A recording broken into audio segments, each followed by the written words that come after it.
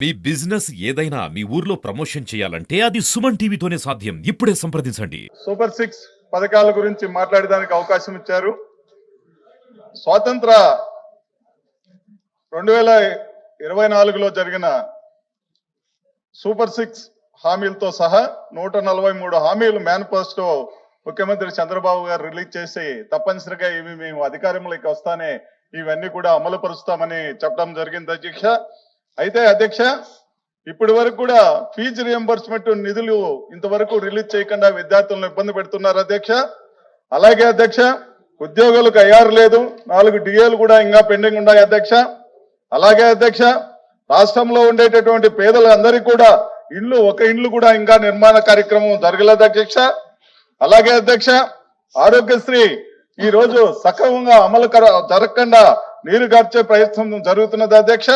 అలాగే అధ్యక్ష, రాష్ట్ర వ్యాప్తంగా ఉండేటటువంటి రైతులందరూ కూడా పంటలకు గిట్టుబాటు ధర లేక ఇబ్బంది పడుతున్నారు అధ్యక్ష.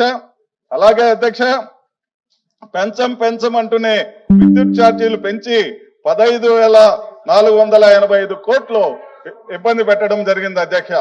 అధ్యక్ష, 15 నెలలుగా ఏమీ చేయకపోగా జగన్మోహన్ రెడ్డి ప్రభుత్వం వచ్చినప్పుడు తొలి ఏడాది ఫస్ట్ సంవత్సరమే దాదాపు 95% హామీలను అమలు పరిచారు అధ్యక్ష. స్వాతంత్ర ఎన్నికల్లో సూపర్ 6 తో సహా 143 హామీలతో చంద్రబాబు మేనిఫెస్టో రిలీజ్ చేస్తే వైసీపీ ప్రభుత్వం అమలు చేస్తున్న సంక్షేమ పథకాలు కొనసాగించడంతో పాటు అంతకంటే 2 అధికంగా సంక్షేమ పథకాలు అందిస్తామని ప్రజానీకానికంతా కూడా ఈ టీడీపీ కూటమి చెప్పడం జరిగింది అధ్యక్ష. అధ్యక్ష, నేను వివరంగా ఒక్కొక్క పథకం గురించి చెప్తాను అధ్యక్ష. ముందు తల్లికి వందనం అధ్యక్ష. ఫస్ట్ వైసీపీ ప్రభుత్వ హయాంలో, మా ప్రభుత్వ హయాంలో దాన్ని అమ్మ ఒడి అంటున్నారు, దాని పేరు మార్చి తల్లికి వందనం అని పెట్టారు. ప్రతి ఇంట్లో ఉన్నటువంటి పిల్లవానికి 15,000 రూపాయలు ఎంతమంది పిల్లవాళ్ళు ఉంటే అంతమందికి కూడా ఇస్తామని చెప్పడం జరిగింది. ఆ తర్వాత పథకం అమలు పరిచేటప్పుడు 17,000 రూపాయలే ఇవ్వడం జరిగింది. అది కూడా కొంతమంది పిల్లలకు 11,000 రూపాయలు పడింది, కొంతమందికి 10,000, కొంతమందికి 9,000 రూపాయలు కూడా పడింది, కొంతమందికి 8,000 కూడా పడింది. అదే విధంగా దాదాపు ఇంతకు ముందు ఇచ్చేటటువంటి ప్రభుత్వం టోటల్ సంఖ్య కన్నా 30 లక్షల పిల్లలకు కట్ చేయడం కూడా జరిగింది. కాబట్టి ఈ విధంగా ఈ తల్లికి వందనం కూడా చాలా లోటుపాట్లుగా మొన్న జరిగిందని చెప్తున్నాము. జరగబోయేటటువంటి రోజుల్లో ఈ ఏడాది నెక్స్ట్ ఏడాది ఈ తల్లికి వందనం పెట్టేటప్పుడు ప్రతి పిల్లవాడికి కూడా చెప్పిన మాట ప్రకారం ఈ తల్లికి వందనం అందించాలని కోరుకుంటున్నాం అధ్యక్ష. అధ్యక్ష, అన్నదాత సుఖీభవ అధ్యక్ష. కూటమి ప్రభుత్వం 2024 సంవత్సరంలో రైతులకు పిఎం కిసాన్ సంబంధం లేకుండా అన్నదాత సుఖీభవ పథకం కింద ప్రతి సంవత్సరం రైతుల ఖాతాల్లో 20,000 రూపాయలు వేస్తామనింది అధ్యక్ష. అది మొదటి ఏడాది ఏమాత్రం వేయలేదు అధ్యక్ష. రెండో ఏడాది అంటే మొదటి ఏడాది 2 సంవత్సరాలు కలిపితే 40,000 రూపాయలు రావాల్సి ఉండగా కేవలం రైతులకు 5,000 రూపాయలు ఇచ్చింది అధ్యక్ష. ఈ రోజు అధ్యక్ష, రైతులంతా కూడా గిట్టుబాటు ధరలు లేవు అధ్యక్ష. చూడండి, మామిడి కానీ, చీనికాయలు కానీ, ఉల్లి కానీ, వరి కానీ అన్ని పంటలకు కూడా ఈ రోజు గిట్టుబాటు ధరలు లేక రైతులంతా రోడ్ల మీదకి వచ్చేటటువంటి పరిస్థితి ఏర్పడింది అధ్యక్ష. ఇంతకుముందు జగన్మోహన్ రెడ్డి ప్రభుత్వంలో గిట్టుబాటు ధరలతో రైతులంతా కూడా బాగా ముందుకు పోయేటటువంటి పరిస్థితి ఉన్నది అధ్యక్ష. అధ్యక్ష, ఈ విధంగా ఈ రోజు రైతులకు ఎరువులు కానీ, విత్తనాలు కానీ సకాలంలో అందలేదు అధ్యక్ష. రోడ్ల మీదకి రావాల్సిన పరిస్థితి ఎప్పుడు కూడా గత ప్రభుత్వంలో లేదు. ఈ ప్రభుత్వంలో రోడ్డు మీదకి రావాల్సినటువంటి పరిస్థితి వచ్చింది అధ్యక్ష. అధ్యక్ష, మరొక పథకం స్త్రీ శక్తి.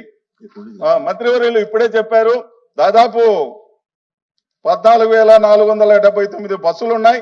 అందులో 5 రకాల బస్సుల్లో స్త్రీలంతా కూడా పోతున్నారు.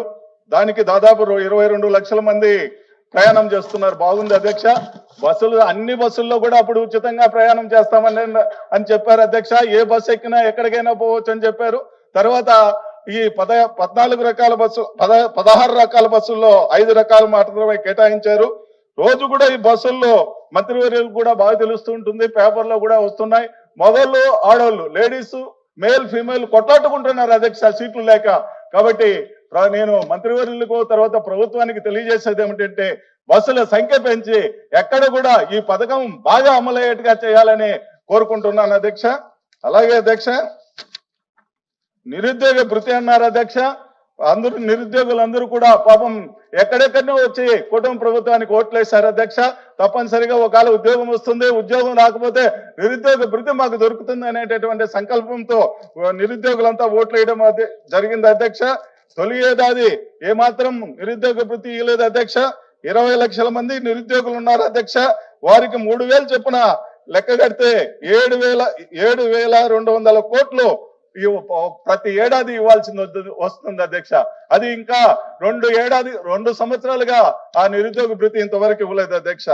ఈ విధంగా అధ్యక్ష, ఇంకా ఉద్యోగస్తుల విషయానికి వస్తే అధ్యక్ష, ఫస్ట్ లో ఉద్యోగస్తులను సిపిఎస్ విధానాన్ని రద్దు చేసి ఓపీఎస్ విధానం అమలుపరుస్తామని ఈ 2014 సంవత్సరంలో ముఖ్యమంత్రి వర్యులు, ఇప్పుడున్న ముఖ్యమంత్రి వర్యులు హామీ ఇవ్వడం జరిగింది అధ్యక్ష. అది చాలా కాలం నుంచి ఉద్యోగస్తులంతా కోరుకుంటున్నారు అధ్యక్ష. ఈ సిపిఎస్ విధానం బదులు ఓపీఎస్ విధానం అంటే ఓల్డ్ పెన్షన్ విధానం కావాలని కోరుకుంటున్నారు అధ్యక్ష. అలాగే మెరుగైన పిఆర్సీ కావాలని కోరుకుంటున్నారు అధ్యక్ష. అలాగే ఈ ఐఆర్ బాగా కావాలని కోరుకుంటున్నారు అధ్యక్ష. 4 డిఏలు కావాలని కోరుకుంటున్నారు అధ్యక్ష. పోలీసులకు రావాల్సిన సరెండర్ లీవ్స్ కావచ్చు, అడిషనల్ సరెండర్ లీవ్స్ కావచ్చు, ఈ విధంగా అన్ని కలిపితే ఇప్పటికి ఉద్యోగస్తులకు ఇవ్వాల్సినటువంటి 30,000 కోట్ల రూపాయలు బకాయిలు ఉన్నాయి అధ్యక్ష. వెంటనే ప్రభుత్వాన్ని ఈ బకాయిలన్నింటినీ పూర్తి చేయవలసిందిగా కోరుకుంటున్నాను అధ్యక్ష. అధ్యక్ష, విద్యార్థుల జీవితాలుగా ముడిపడి ఉన్నటువంటి ఫీజు రియంబర్స్మెంట్ గురించి పరిశీలిస్తే కాలేజీలు ఫీజు రియంబర్స్మెంట్ కోసం చాలా ఇబ్బంది పడుతున్నాయి అధ్యక్ష. ఫీజు రియంబర్స్మెంట్ లేక విద్యార్థులంతా కూడా రోడ్ల మీద ఉన్నారు అధ్యక్ష. ఈ రోజు డిగ్రీ కాలేజీలు, తర్వాత ఇంజనీరింగ్ కాలేజీలు చాలా ఇబ్బంది పడుతున్నాయి అధ్యక్ష. యాజమాన్యాలు అన్ని కూడా కాలేజీలు నడిపేటటువంటి పరిస్థితి లేదు అధ్యక్ష. ఆ విధంగానే డిగ్రీ కాలేజీలో వాళ్ళు 22వ తారీఖు నుంచి బంద్లో ఉన్నారు అధ్యక్ష. ఈ రోజు రాష్ట్ర వ్యాప్తంగా డిగ్రీ కాలేజీలన్నీ బంద్లో ఉన్నాయి. ఇంకా 4 రోజులు 5 రోజులు పోతే ఇంజనీరింగ్ కాలేజీలు కూడా బంద్లేకపోతాయి. విద్యార్థుల పరిస్థితి ఇబ్బందికరంగా ఉంటుంది. కాబట్టి ఇప్పటికైనా ప్రభుత్వం వెంటనే జోక్యం చేసుకొని ఈ ఫీజు రియంబర్స్మెంట్ ను రిలీజ్ చేయవలసిందిగా కోరుతున్నాను అధ్యక్ష. అలాగే అధ్యక్ష, ఆరోగ్య బీమా కిందికి వస్తే దాదాపు 25 లక్షల కుటుంబాలకు ఆరోగ్య బీమా సౌకర్యం కల్పిస్తామని చెప్పడం జరిగింది అధ్యక్ష. ఈ రోజు ఆరోగ్యశ్రీ కూడా పరిశీలించినట్లయితే ఆరోగ్యశ్రీ కూడా సక్రమంగా లేక అన్ని హాస్పిటల్లో మందులు లేకుండా చాలా ఇబ్బంది పడేటటువంటి పరిస్థితి వచ్చింది అధ్యక్ష. అధ్యక్ష, మీ ఇంతకుముందు జగన్మోహన్ రెడ్డి గారు విధ్వంసం సృష్టించారు అని ముఖ్యమంత్రి చంద్రబాబు నాయుడు గారు చెప్తున్నారు అధ్యక్ష. అది తప్పు అధ్యక్ష.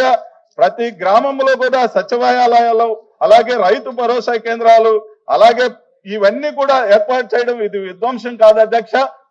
అలాగే ఒకేసారి గ్రామ సెక్రటరియట్ లో రిక్రూట్మెంట్ జరిగి 1,50,000 ఉద్యోగాలు ఒకేసారి ఇవ్వడము ఇది విధ్వంసం కాదు అధ్యక్ష. అధ్యక్ష, సచివాలయాల్లో సేవలు అందించడానికి ప్రతి 50 ఇళ్లకు కూడా ఒక వాలంటీర్ నియమించి ఎప్పటికప్పుడు గవర్నమెంట్ సేవలన్నీ మెరుగుపరచడం అనేది ఇది విధ్వంసం కాదు అధ్యక్ష. అధ్యక్ష, అలాగే దాదాపు రాష్ట్రంలో 17 మెడికల్ కాలేజీలను ఏర్పాటు చేసి ప్రతి జిల్లాలో కూడా తప్పనిసరిగా ఈ ఒక సూపర్ స్పెషాలిటీ హాస్పిటల్ ను నెలకొల్పి ఆ సూపర్ స్పెషాలిటీ హాస్పిటల్ ద్వారా ఆ జిల్లాలో ఉన్నటువంటి పేద, బడుగు, బలహీన వర్గాల అందరికీ కూడా మంచి వైద్యం అందాలనేటటువంటి సదుద్దేశంతో 17 మెడికల్ కాలేజీలు ఏర్పాటు చేశారు. అందులో 5 మెడికల్ కాలేజీలు ఆల్రెడీ రన్నింగ్ అవుతున్నాయి. ఇంకా 2 మెడికల్ కాలేజీలు, ఒక పులివెందులో మెడికల్ కాలేజ్ రన్ కావాల్సిన అవసరం ఉంది. ఇంకా 10 మెడికల్ కాలేజీలు ఆల్రెడీ ఒక స్టేజ్ లో ఉన్నాయి. వీటినన్నింటిని పూర్తి చేయాల్సిన బాధ్యత ప్రైవేటు పరం చేయకుండా ప్రభుత్వమే పూర్తి చేయాల్సిన బాధ్యత కూడా ప్రభుత్వం మీద ఉందని మరొకసారి గుర్తు చేస్తున్నాను అధ్యక్ష. అలాగే అధ్యక్ష, ప్రభుత్వం వీటినన్నిటినీ ఎంత వీలైతే అంత తొందరగా పూర్తి చేయాలని కోరుకుంటున్నాను అధ్యక్ష. అలాగే అధ్యక్ష, విద్యా వ్యవస్థను పరిశీలిస్తే నాడు నేడు అనేటటువంటి స్కీమ్ ద్వారా గత ముఖ్యమంత్రి వర్యులు చాలా అద్భుతమైనటువంటి విధానములో విద్యా సంస్థలన్నింటినీ పునరుద్ధరించడం జరిగిందయ్యా అధ్యక్ష. ఇది విధ్వంసం కాదు అధ్యక్ష. అలాగే అధ్యక్ష, స్కూళ్ళన్నీ కూడా ఇంగ్లీష్ మీడియం గాను, సిబిఎస్ఈ పాఠశాలలు గాను, అలాగే పాఠశాలలో ల్యాబులు గాని, కంప్యూటర్లు గాని, విద్యార్థులకు వచ్చే, కానీ వచ్చే. ఇవన్నీ ఇవ్వడం జరిగింది అధ్యక్ష. Please. ఇవన్నీ మంచి విధానంలోనే జరిగాయని మీకు తెలియజేస్తున్నాను విక్రాంత్ అధ్యక్ష. గారు